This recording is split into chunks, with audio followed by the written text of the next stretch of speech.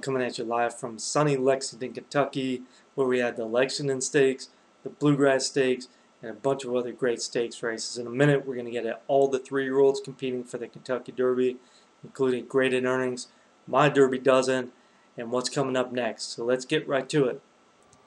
First of all, we're going to go over the Kentucky Derby graded earnings. If you're not familiar with the Kentucky Derby, the top 20 in graded earnings in terms of dollars are allowed to get in if they so choose.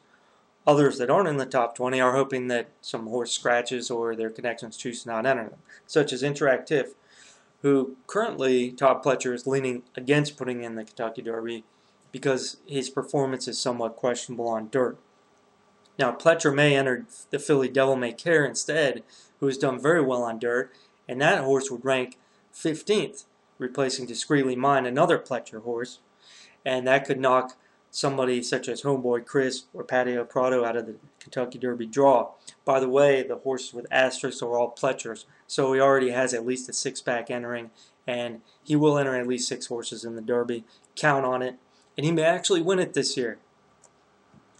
Now, how did they win all that money? The recent Derby preps, starting with the most recent, the Lexington last weekend here in Lexington at Keeneland, was won by XI. And let me just make a blanket statement here. Since Keeneland changed their surface to polytrack, they have had none of the winners of the Bluegrass or Lexington or Lane's End, for that matter, have gone on to do anything in the Kentucky Derby. And I'm just going to say that will apply this year as well. XI, Stately Victor.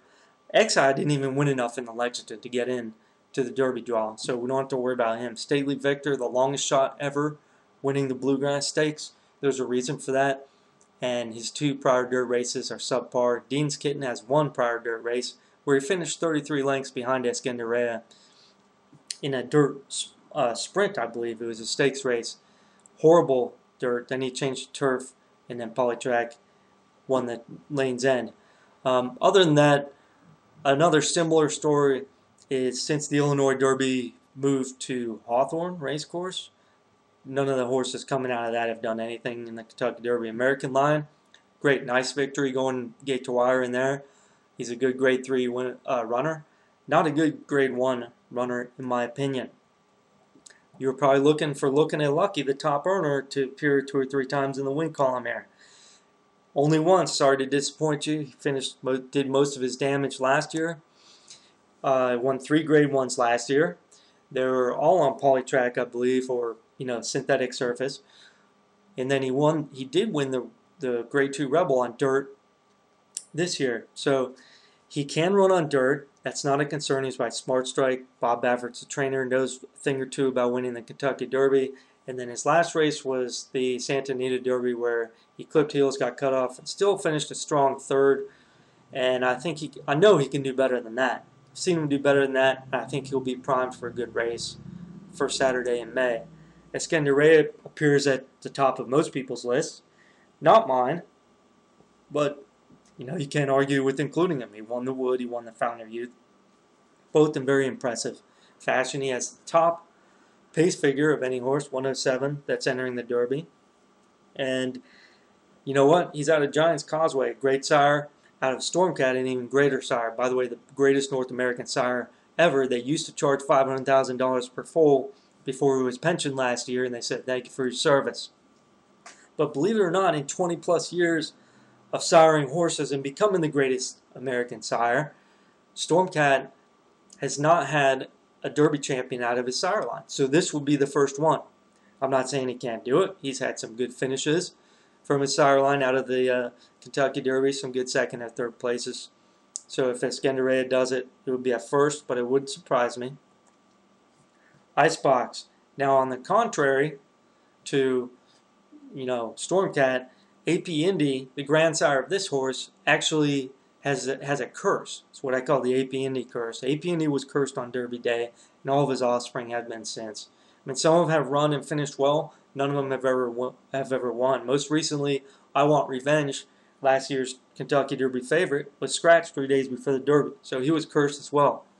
This horse does need a pace. He needs to run late. He finished probably a millimeter ahead of Pleasant Prince in the Florida Derby, and that's what stamped his ticket to Kentucky.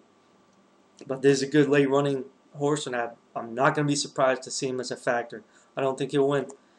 Rule, I had to move him up again this week. I reconsidered the Florida Derby. I know that he was beat by Icebox and Pleasant Prince, but he was holding on to a very fast pace in that race, and I believe that, if he could rate a little bit, which he probably can't, or if the pace were a little bit slower, he could hold on for a piece of the money. He did win 2 grade 3s. Still a very solid colt, great miler. Noble's Promise was second on the earnings list. He finished very well in some grade 1 races, primarily finishing behind Looking at Lucky, including in the Rebel, where he finished second behind Looking at Lucky. And then he opted to go on dirt again and had a bad trip in the Arkansas Derby. And you know what? Let's throw that out. I still think he's a very classy horse, good pedigree, Ken McPeak, a good trainer. So I think that he can be a factor as well. Now, let's move on to Line of David. Lionheart, speaking of Stormcat, Lionheart finished second in the Kentucky Derby, very strong second. This horse looks very similar. He was running on turf. His first effort on dirt was the Arkansas Derby, which he won gate to wire, and not just lollygagging around on the pace like Sydney's Candy we'll get to in a second. This horse set 46-1 for the half mile and then went on to win the 9 furlong grade 1 race. That's pretty impressive. That's why I think that this horse running for John Sadler can hold on for a piece of the action in the Kentucky Derby. Now, Awesome Act, I have to include this horse in my top dozen as well. He did have a bad trip in the Wood, but before that he ran in the Gotham. He got a nice pace. He ran well late passing horses in the stretch. If he can replicate that effort, he can definitely be a factor on Derby Day. Pleasant Prince, the unlucky photo finisher of the Florida Derby, does not have enough earnings to get into the Kentucky Derby. But Ken and Sarah Ramsey have Derby fever, and Wesley Ward has agreed to run him in the Derby trial this weekend, this Saturday at Churchill Downs, where he's going to try to pick up the remaining earnings necessary to get into the Kentucky Derby. Very similar horse to Icebox. Again, Indy King, AP Indy Curse, but he could be a factor if he does get in. I just want you to know, though, if he does enter in the Kentucky Derby, that'll be his 4th race in less than 6 weeks, and that's another factor that strikes against him. Nonetheless, a good lay runner. Interactive, I think we already covered him. He did break his maiden on dirt, but he had a poor dirt race after that, and Pletcher is leaning against him right now, especially after the 4th place Bluegrass finish. But if he enters, he could be a factor. Sydney's Candy I have to include because he won his last 3 races, including the Santa Anita Derby, grade 1. But you know what? All 3 of those races, he was lollygagging around by himself on the lead, setting a comfortable pace. He wasn't pressured on the pace, so he hasn't been tested as far as a pressure pace, and he hasn't been tested on dirt either. We don't know if he will actually like dirt or Churchill. So those are the concerns with him. Jackson Bend, I'm still holding out hope for.